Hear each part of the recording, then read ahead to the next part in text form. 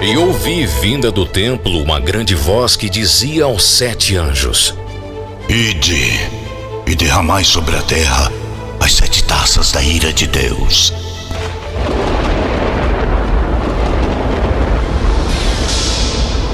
E foi o primeiro, e derramou a sua taça sobre a terra. E fez-se uma chaga má e maligna nos homens que tinham o sinal da besta e que adoravam a sua imagem. E o segundo anjo derramou a sua taça no mar, que se tornou em sangue como de um morto, e morreu no mar toda a alma vivente. E o terceiro anjo derramou a sua taça nos rios e nas fontes das águas, e se tornaram em sangue. E ouvi o anjo das águas que dizia: Justo és tu, ó Senhor, que és, e que eras, e hás de ser, porque julgaste estas coisas. Visto como derramaram o sangue dos santos e dos profetas, também tu lhes deste o sangue a beber, porque disto são merecedores. E ouvi outro do altar que dizia: Na verdade, ó Senhor Deus Todo-Poderoso, verdadeiros e justos são os teus juízos. E o quarto anjo derramou a sua taça sobre o sol, e foi-lhe permitido que abrasasse os homens com fogo.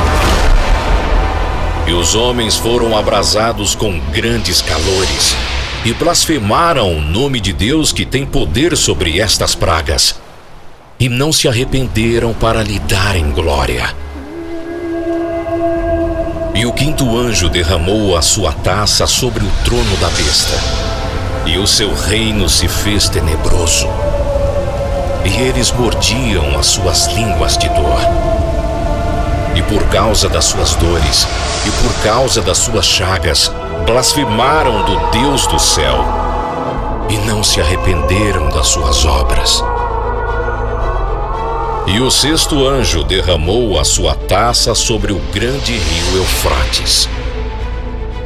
E a sua água secou-se, para que se preparasse o caminho dos reis do Oriente.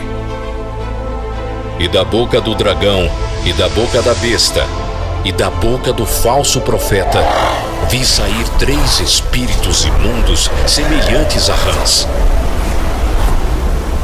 Porque são espíritos de demônios, que fazendo milagres vão ao encontro dos reis da terra e de todo o mundo para os congregar para a batalha daquele grande dia do Deus Todo-Poderoso.